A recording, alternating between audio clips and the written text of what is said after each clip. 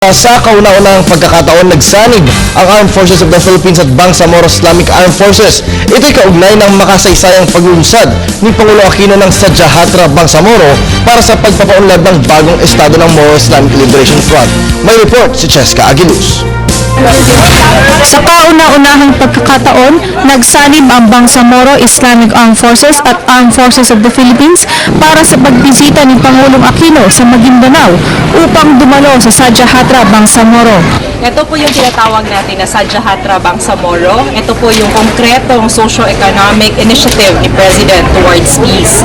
Dito po yung improvement in health services, livelihood, and education para sa mga MILF brothers and sisters natin dito sa Bangsamoro. Para ipakita ang pagkakaisa sa pagitan ng dalawang grupo, nagsagawa sila ng brutal fight noong nakaraang Sabado pagpupulong nila ukol sa seguridad ng Pangulo. This is an indication that we're breaking from the past, that what used to be two parties engaging each other in war are coming together to engage each other in peace and development. That we're doing this is highly symbolic.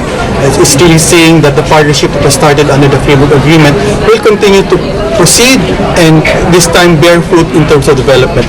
Bukod dito, isang football match din ang gaganapin sa bayan ng Dato Odin sa pagitan ng dalawang kampo. Inihayag naman ni Undersecretary Leslie Cordero at Undersecretary Louie Montalvo ang mabuting kahihinatnan ng pagsasamang ito. Nakikita namin yung todong cooperation between the MILF brothers and sisters together with the government agencies who are part of this program. So we had coordination meetings and several technical working group meetings. And maganda yung pangyayari kasi nakikita namin na both camps nag-uusap at para paghandaan itong programang ito.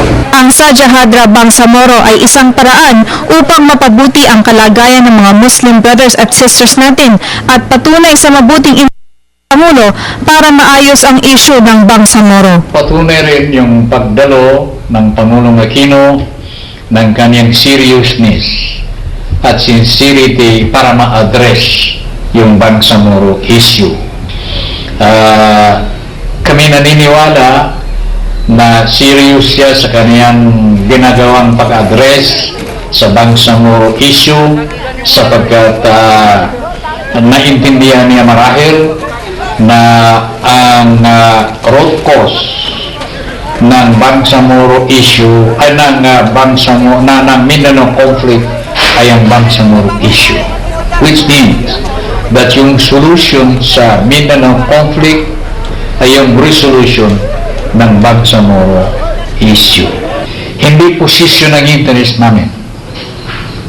Ito lamang ang interest namin. At may deliver namin yan sa mga Bangsamoro. Masaya na kami. Nag-uulat para sa Telebisyon ng Bayan, Cheska Aguiluz.